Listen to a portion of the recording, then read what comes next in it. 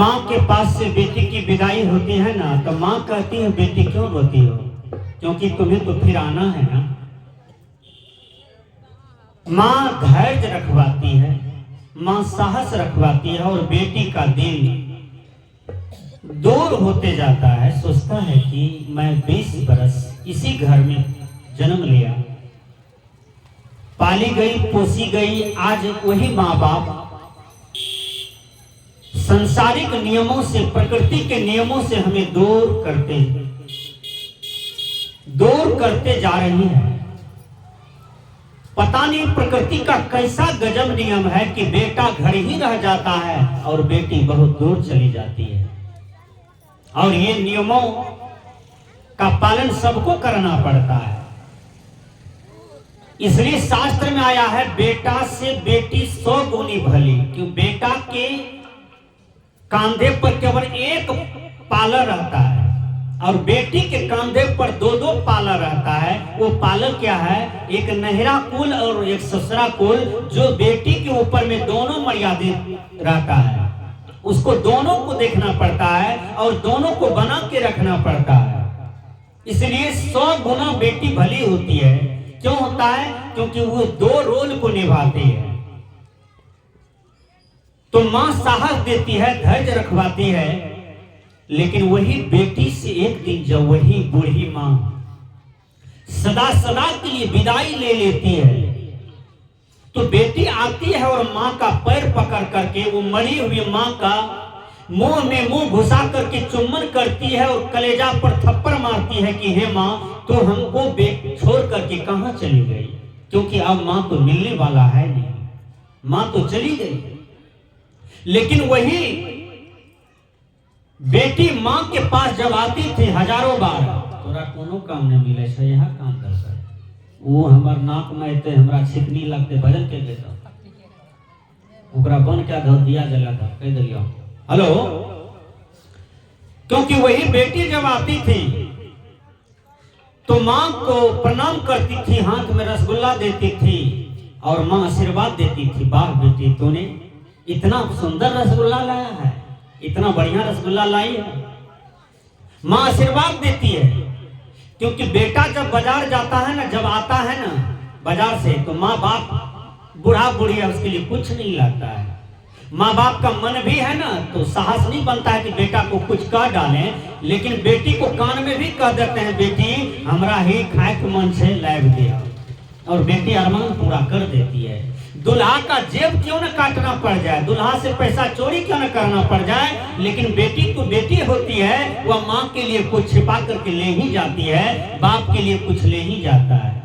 लेकिन माँ बाप जब जिंदा है तो बेटी आती है, प्रणाम करती है और कहती है, सारे दुखड़ा बताते हैं माँ बाप। लेकिन जब माँ सदा सदा के लिए विदाई लेती है तो बेटी इतनी रोती है कि उसको लगता है कि अब संसार मेरे लिए शून्य हो गया, अब मेरे दुनिया में कोई नहीं बचा। क्योंकि माँ बाप के सिवा इस दर्द को कौन समझेगा, इस आत्मा की पुकार को कौन समझेगा। एक दिन ये दर्द सबको झेलना पड़ता है सजनों। जब उसी प्रकार ये शरीर में आत्मा 80 बरस तक रहता है, 100 बरस तक रहता है, लेकिन जब यही जर्जर शरीर को छोड़ करके आत्मा चल देता है तो शरीर रोता है, कहता है आत्मा तूने 80 बरस तक हम में रहा और आज तू जा रहा है, तू जैसे चले जाओगे तो फिर मेरा सकल सूरत, इतना सुंदर वसन है देह पर, इतना सुंदर वस्त्र है देह पर, इस सब सहित हमको जला करके एक मुट्ठी का राख बना देगा। ऐ हंसा, तू हमको छोड़ करके क्यों जा रहा है? क्योंकि तू 80 बरस तक दोस्ती किया है हमसे, आज दोस्ती तोड़ करके क्यों जा रहा है? शरीर रोता है और आत्मा अचानक से चल देता है। जब आत्मा चला जाता है, उसी बीच में कबीर साहब को मालूम पड़ा कि यह प्रसंग लगता है बड़ा दर्दनाक है। कबीर साहब ने कहा, ऐ हंसा, कहा क्या?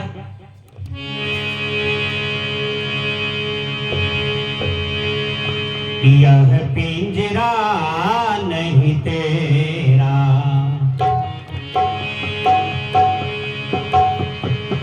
हंस हंसा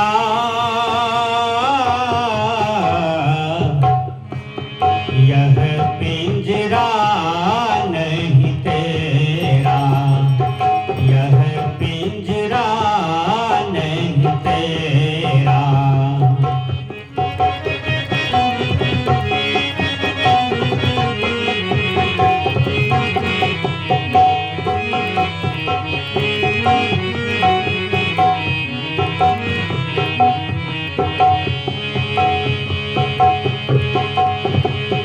कंकर चुनी चुनी महल बनाया,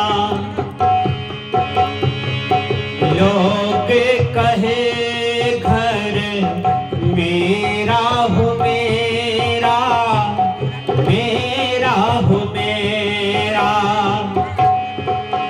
ना घर तेरा ना घर मेरा, ना घर तेरा ना घर मेरा। चिड़िया रहने बसेरा, यह पिंजरा नहीं तेरा, यह पिंजरा नहीं तेरा। हंसा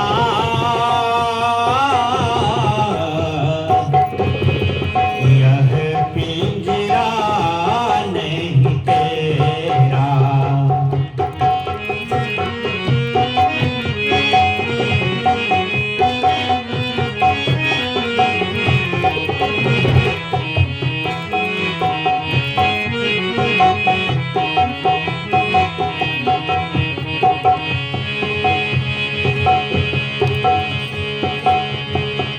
दादा बाबा भाई भतीजा,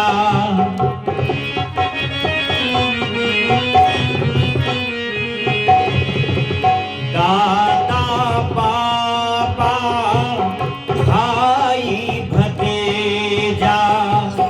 कोई न चले संग तेरा,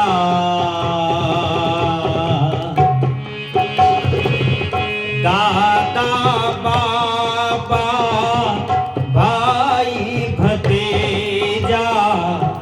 कोई न चले संग तेरा, हाथी घोड़ा माल खजाना, हाथी घोड़ा माल खजाना। पारा रहे धन तेरा, यह पिंजरा नहीं तेरा। हंसा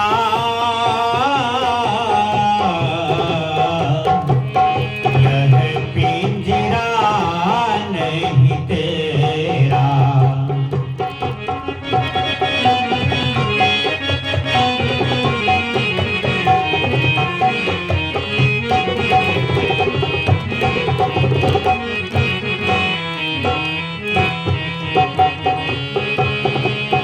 अंतिम कड़ी में सदगुरु कबीर कहते हैं, माँ तो पिता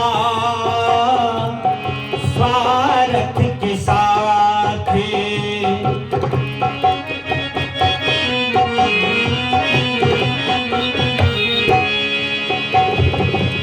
माँ तो पिता स्वार्थ के साथ। कहते मेरा हो मेरा, बसेरा कहाँ हो रहा है? रात हुई तो जनरेटर जला दिया, पंखा चला दिया, गर्मी है, एसी कूलर में बैठा। लेकिन जब इसी शरीर को चार लड़का अपने कांधा पर लिया तो पीछे में केवल राम नाम सत्य की चर्चा सुनाई को मिला। लेकिन उस शरीर के साथ में, उस हंसा के साथ में कुछ जाति कोई नहीं देखा। पैसा रखने के लिए हर जगह जेब होता है, लेकिन कफन में कोई जेब नहीं होता है। कफन तो सदा का सदा ही रह जाता है। कबीर साहब ने कहा, माँ तो पिता स्वार्थ के साथी, कहते मेरा हो मेरा, कहते कबीर सुनो भाई साधो, कहते कबीर सुनो भाई साधो, एक दिन जंगल डेरा, यह पिंजरा नहीं तेरा, यह पिंजरा नहीं तेरा। हंसा